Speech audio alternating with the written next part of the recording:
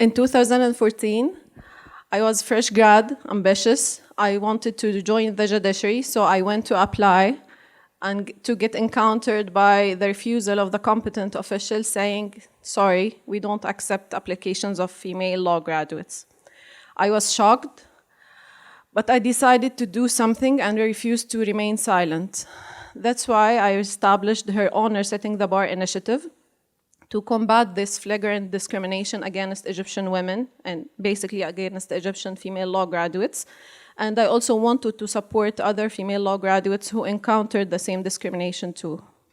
I filed 2 cases. I lost the first case in 2017. The judgment explicitly stated that the call for applications by the judiciary is addressed for male law graduates only. This is based on the discretionary power of the judiciary to exclude or include whom it sees fit for the position. The other case is still reviewed, and I didn't get a hearing session so far after I requested to transfer it to the Supreme Constitutional Court. In Egypt, we have 104 million people right now. We only have 16,000 male judges, with a total ground of 66 women judges only. This number constitutes 0.5% for women judges versus 99.5% for male judges. Further, those 66 women judges were not appointed ordinarily as their male counterparts. Despite the steps that were taken to avoid gender-based discrimination, the perception of women's role in the community at home is deeply rooted. Whenever I trigger or invoke the issue, I always hear many arguments, many comments. Allow me to share with you a few of them. First, I hear that women cannot balance between their professional duties and their home duties. They will take childcare and maternity leave, so they will be absent from the court, and this absence will affect the due process, and this is a violation to the due process of the court. I used to say that maternity leave and childcare leave will take from 3 months to up to 2 years, but also male judges have the right to get an international secondment from 6 up to 12 years.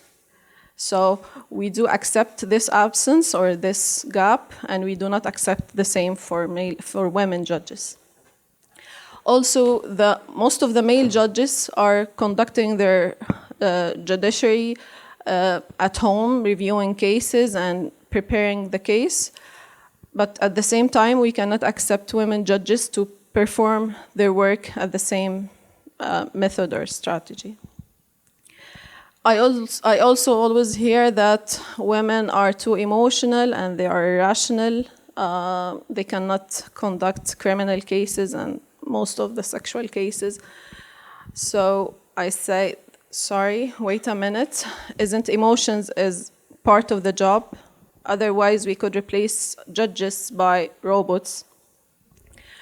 They always highlight the issue of it's haram for women in Islam to have women judges.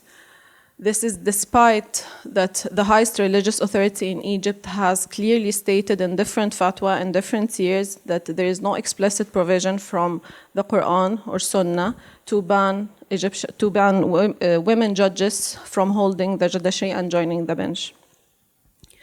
We also hear that we don't have proper logistics for women judges in the judicial premises.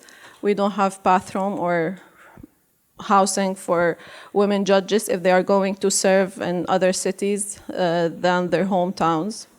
However, in fact, it's not true.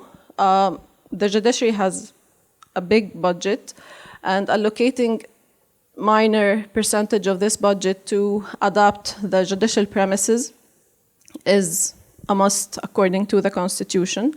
And also, the judiciary on the time being is working on expanding their premises in different cities around Egypt. So It's acceptable on this side, and it's not acceptable on the other side for women judges. As working in the academia, I work as a teaching assistant in the Faculty of Law and Sharia at Al-Azhar University.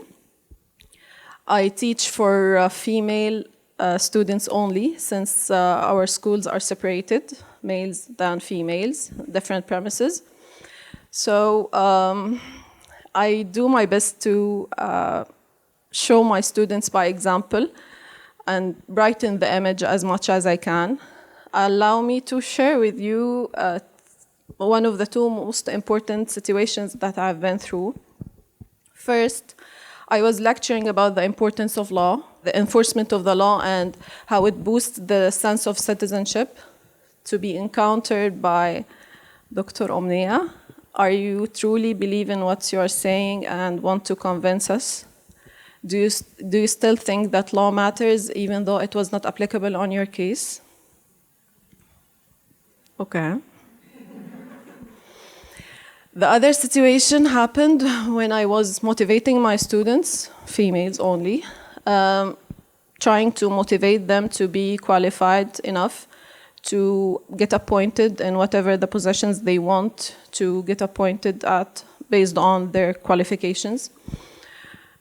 To be encountered by a soft feminine voice saying, Dr. Omnia, why would I exert my best efforts, work day and night to be qualified? And then encountered by, for males only, statement, as happened with you in your case, even though you were at the top of your class. For a moment, I thought I lost my credibility before my students. However, I wanted to reply confidently to recorrect the misconception that has been taken. I said that law is the law. Even though it gets violated, it's not a reason for ignoring it. Otherwise, case will be the dominant scene. Keep fighting for the past 7 years and still is a tangible sign that I truly believe in what I'm trying to teach you. For me, judiciary is a matter of principles. For you, judiciary is one of the options for your career or the potentials of your career in the future.